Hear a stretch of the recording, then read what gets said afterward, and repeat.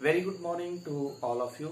Myself Manoj Kumar Sharma +1 commerce section के accountancy subject की इस क्लास में आपका स्वागत है. Today we will discuss the types of cash book, the format of simple cash book and points to be remembered while preparing simple cash book. इस video के बाद आप ये जान पाएंगे कि रोकड़ बही कितने प्रकार की होती है, साधारण रोकड़ बही से क्या अभिप्राय है, उसका प्रारूप क्या है और रोकड़ बही को बनाते समय हमें कौन कौन सी बातें ध्यान में रखनी है. पिछले वीडियो में हमने डिस्कस किया कि रोकड़ बही कैश बुक किसे कहते हैं. तो रोकड़ बही एक ऐसी बही होती है जिसमें रोकड़ प्राप्तियों और रोकड़ भुगतानों को लिखा जाता है. It is a book in which all the cash receipts and cash payments are recorded. We have 4 types of the cash book. रोकड़ बही मुख्यतः 4 तरह की होती है. नंबर 1 सिंपल कैश बुक, जिसे हम साधारण रोकड़ बही कहते हैं. Second is 2 column cash book, जिसे 2 खाने वाली रोकड़ बही कहा जाता है.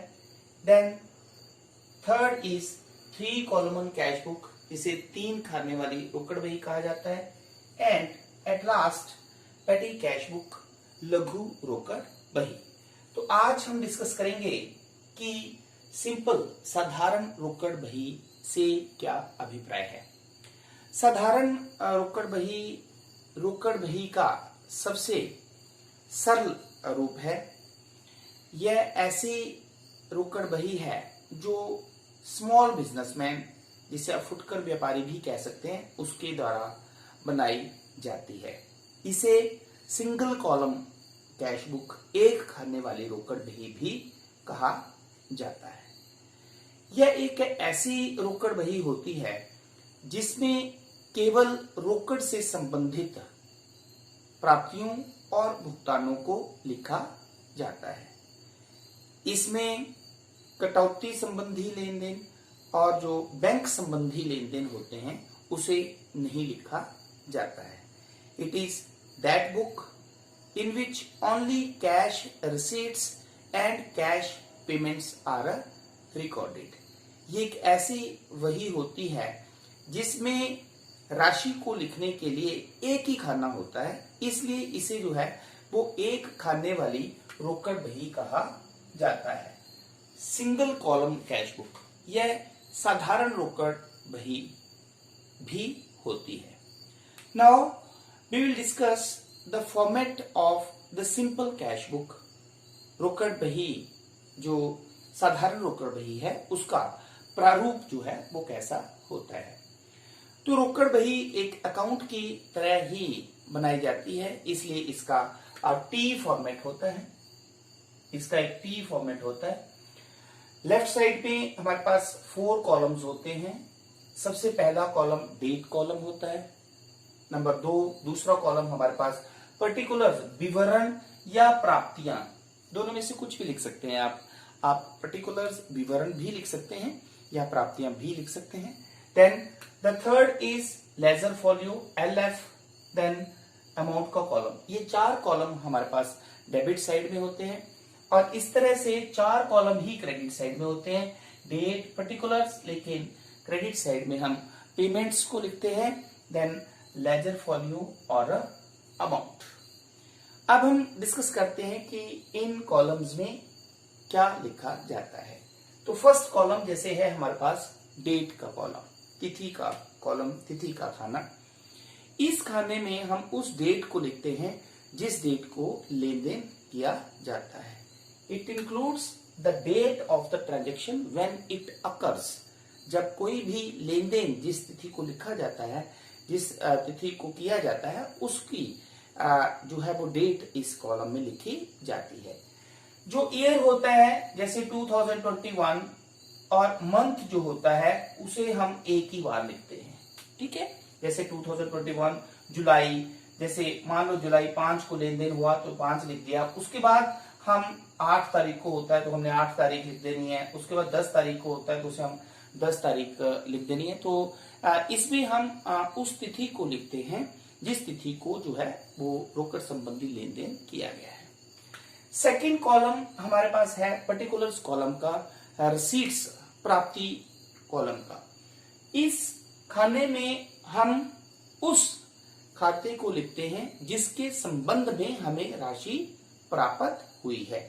In this column we will write the account in relation to which the amount is receipt, जिसके संबंध में हमें राशि प्राप्त हुई है उस खाते को हम इस खाने में लिखते हैं। जैसे मान लो हमें राम से जो है वो रोकड़ प्राप्त हुआ तो हम लिखेंगे टू राम। मान लो हमें रेंट रिसीव हुआ तो हम लिख देंगे टू रेंट रिसीव्ड। मतलब उस खाते को हम लिखते हैं जिसके संबंध में हमें राशि प्राप्त होती है। और जब हम रिसीट्स कॉलम में या पर्टिकुलर्स के डेबिट कॉलम में हम लेन देन को लिखते हैं तो उससे पहले टू वर्ड का प्रयोग किया जाता है। Then the third column is ledger folio, खाता बही की पृष्ठ संख्या जिसे हम कहते हैं। खाता बही की पृष्ठ संख्या वह पेज नंबर होता है जिस पर संबंधित खाता जो है वो रिकॉर्ड किया गया है। ये लेजर का वो पेज नंबर होता है जहां पर जिस खाते से संबंधित हमें राशि प्राप्त हुई है उससे संबंधित सभी लेन देनों को लिखा गया है। जैसे उदाहरण के तौर पर मान लो मैं राम के सामने 10 लिखता हूं तो इसका मतलब क्या हुआ कि जो खाता बही है उसका पेज नंबर 10 जो है उस पर राम से संबंधित सभी लेन देनों को लिखा हुआ है। देन अमाउंट राशि, तो इस खाने में जिस खाते के संदर्भ में हमें प्राप्ति हुई है, राशि प्राप्त हुई है, उसकी वो राशि जितनी हमें प्राप्त हुई है वो लिखी जाती है। जैसे मान लो हमें राम से 5,000 रुपया प्राप्त हुआ तो यहाँ पे हम लिख देंगे 5,000 रुपया। सिमिलरली जैसे डेबिट साइड में हमारे पास 4 कॉलम है, क्रेडिट साइड में भी हमारे पास 4 कॉलम है। तो इसमें भी डेट में हम date of the transaction when it occurs, जब लेन देन किया जाता है वो हम डेट लिखेंगे। पर्टिकुलर्स या पेमेंट कॉलम जो होता है इसमें जब हम जिस खाते को लिखते हैं उससे पहले वाई वर्ड लिखते हैं, ठीक है। और इस विवरण खाने में हम उस खाते को लिखते हैं जिसके संबंध में हम राशि का भुगतान करते हैं। In this column we will write the name of the account in relation to which the amount is paid, जिनके संबंध में हम राशि का भुगतान करते हैं। जैसे मान लो आपने रेंट पे किया तो हम यहां लिखेंगे बाई रेंट अकाउंट। मान लो आपने शाम को पैसे दिए तो आप यहां पे लिख देंगे बाई शाम अकाउंट। और इसी तरह लेजर फॉलियो का कॉलम, जैसे कि मैंने आपको पहले यहां पे भी बताया कि ये वो पेज नंबर होता है जिस पर उससे संबंधित, जिसके संदर्भ में वो पेज नंबर है, उससे संबंधित सभी लेन देन जो है वो खाता बही में लिखे गए हैं, खाता बही की पृष्ठ संख्या। और अमाउंट कॉलम जो है इसमें जिस खाते के संदर्भ में हमने राशि का भुगतान किया गया है वो राशि लिखी जाती है। जैसे मान लो हमने रेंट पे किया 1,000 रुपया तो हम यहां लिख देंगे 1,000 रुपीज। तो इस तरह से जो है ये हमारे पास सिंपल कैश बुक का फॉर्मेट होता है। इसमें राशि को लिखने का एक ही कॉलम होता है ये, इसलिए इसे हम सिंगल कॉलम कैश बुक भी कहते हैं। इसमें कटौती संबंधी और बैंक संबंधी जो लेन देन होते हैं उनको लिखने के लिए कोई भी खाना नहीं होता है। ये बेसिकली एक स्मॉल बिजनेसमैन या रिटेल बिजनेसमैन जिसे कहते हैं उसके द्वारा जो है वो बनाई जाती है। Now we will discuss some points which should be keep in mind while preparing simple cash book. अब जब हम कैश बुक बनाते हैं तो उससे पहले हमें कौन कौन सी बातें जो हैं वो ध्यान में रखनी है।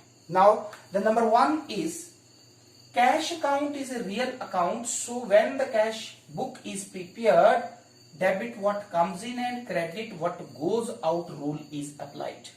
क्योंकि कैश अकाउंट एक रियल अकाउंट है, तो जब हम कैश बुक बनाएंगे तो रियल अकाउंट का जो golden rule of debit and credit है वो है debit what comes in and credit what goes out. ये रूल अप्लाई किया जाता है. इसलिए ही debit side debit what comes in, मतलब इससे क्या होता है, कैश आता है तो मतलब जो प्राप्तियां होती हैं उन्हें हम डेबिट साइड में लिखते हैं और जो भुगतान होते हैं उन्हें हम क्रेडिट साइड में लिखते हैं. मतलब क्या हुआ कि जब भी हम कैश बुक बनाएंगे तो डेबिट साइड में रिसीट्स आएंगी और क्रेडिट साइड में सारी पेमेंट्स आएंगी. क्यों आएंगी? क्योंकि कैश अकाउंट जो है, कैश बुक एक कैश अकाउंट की तरह काम करता है और कैश अकाउंट एक रियल अकाउंट होता है जिसका रूल है debit what comes in and credit what goes out. The second point is it is just like a account, so at the top left side debit and the right side credit is written. क्योंकि एक account की तरह ही बनाई जाती है cash book, इसलिए इसकी दो साइड्स होती हैं, left hand side and right hand side. तो लेफ्ट हैंड साइड के टॉप पे हम DR डेबिट वर्ड लिखते हैं और राइट साइड के टॉप पे हम CR क्रेडिट वर्ड लिखते हैं. The third point is debit entries started with to and credit entries started with by. जब हम कैश बुक की डेबिट साइड में लेन देन को लिखेंगे तो हम टू शब्द का प्रयोग करेंगे और जब हम कैश बुक की क्रेडिट साइड में लेन देन को लिखेंगे तो हम बाई शब्द का प्रयोग करेंगे. Now the next one is if opening balance of cash is given it is written on the debit side as to balance brought down. इसका मतलब क्या हुआ कि जब हम रोकड़ बही बनाएंगे, कैश बुक बनाएंगे और हमें ऑलरेडी कैश का ओपनिंग बैलेंस दिया हुआ है, कैश का बैलेंस दिया हुआ है कि बिजनेस में कुछ कैश जो है वो पहले से ही है, कोई भी लेन देन करने से पहले है, तो उसको हम जो है वो कैसे लिखेंगे, उसको हम लिखेंगे टू बैलेंस ब्रॉट डाउन. कैसे लिखेंगे? To balance brought down. तो मान लो जनवरी 1 को हमारे पास ओपनिंग बैलेंस दिया हुआ है तो हम इसको लिखेंगे to balance brought down. Suppose करो 2000 है तो इस तरह से हम उसको लिखेंगे. मतलब जब हम कैश बुक बनाते हैं तो यदि कैश इन हैंड हमारे पास पहले से ही है, कैश हमारे पास जो है जिसको जिसे हम ओपनिंग बैलेंस ऑफ कैश कहते हैं, उसे हम रोकड़ बही की डेबिट साइड में टू बैलेंस ब्रॉट डाउन करके लिखेंगे. Next one is cash book is balanced while other books are totalled. जब हम कैश बुक बनाते हैं तो लास्ट में सभी लेन देनों को लिखने के बाद, मतलब सभी लेन देनों को, सभी प्राप्तियों को लिखना और फिर सभी भुगतानों को लिखने के बाद इसका बैलेंस निकाला जाता है कि कितना कैश जो है वो हमारे पास ओपनिंग था, कितना कैश हमें, कितनी प्राप्तियां हमारे पास हुई, कितना हमने भुगतान किया और कितना रोकड़ जो है वो हमारे पास लास्ट में बचा. तो कैश बुक का जो है वो लास्ट में बैलेंस निकाला जाता है. Then last one we have the debit total of the cash book is always larger. जो कैश बुक की डेबिट साइड होती है, ये प्राप्तियां जो होती हैं वो हमेशा क्रेडिट साइड से ज्यादा होती हैं. अब क्यों होती हैं? क्योंकि कोई भी बिजनेसमैन जो है जितना रोकड़ उसे प्राप्त होता है उससे वो उससे ज्यादा का भुगतान नहीं कर सकता है. Businessman can not spent the money more than what he has earned. जो उसने प्राप्त किया है उससे ज्यादा पैसा जो है उसका वो भुगतान नहीं कर सकता. इसलिए जो है वो कैश बुक की जो डेबिट साइड होती है, जो ये प्राप्तियां होती हैं वो हमेशा ज्यादा होती है. मतलब डेबिट साइड हमेशा क्रेडिट साइड से ज्यादा होती है. Then while balancing cash book the difference is written as by balance carried down on the credit side. जब हम कैश बुक की बैलेंसिंग करते हैं तो जो भी डिफरेंस आता है, सपोज करो हमारे पास यहाँ पे ट्रांजेक्शन्स हैं और इस साइड का टोटल आता है मान लो 20,000, तो हम बैलेंसिंग कैसे करेंगे? इस साइड का टोटल भी कर देंगे. मान लो ये हमने शाम को 6,000 रुपया दिया तो देखो हमें प्राप्तियां कितनी हुई? 20,000 रुपया. ठीक है, और भुगतान कितने किए? हमने 7,000 रुपीज, तो 20,000 रुपये प्राप्तियां हुई, 7,000 रुपया जो है हमने भुगतान किया। तो हमारे पास शेष रोकड़ जो है वो कितना बचा, कितना रोकड़ बचा हमारे पास 13,000। तो हम इस 13,000 को कैसे लिखेंगे, तो जो पॉइंट आपको ध्यान में रखना है वो क्या है, the difference is written as by balance carried down on the credit side. तो बैलेंस को हम, इस बैलेंस को जो ये 13,000 आया, इसको हम बाई बैलेंस कैरी डाउन करके लिखेंगे। और ये ध्यान रखना है, ये बैलेंस हम हमेशा लास्ट डेट को लिखते हैं। तो जैसे जुलाई है तो 31 जुलाई को हम इस बैलेंस को लिखेंगे और दोनों तरफ हम इसको इक्वल कर देंगे and both the sides, and it makes both the sides equal. Then on the first day of next month this balance becomes opening balance of the cash book, so it is written on the debit side as a balance to balance brought down. ये balance अब जो है वो next month की first date को, जुलाई के बाद कौन सा हमारे पास मंथ हुआ, अगस्त। तो अगस्त फर्स्ट को इस बैलेंस को हम कैसे लिखेंगे, टू बैलेंस ब्रॉट डाउन 13,000। तो इस तरह से जो है हम कैश बुक की बैलेंसिंग करते हैं। इस तरह से जो है हम जो है वो कैश बुक की बैलेंसिंग जो है वो करते हैं।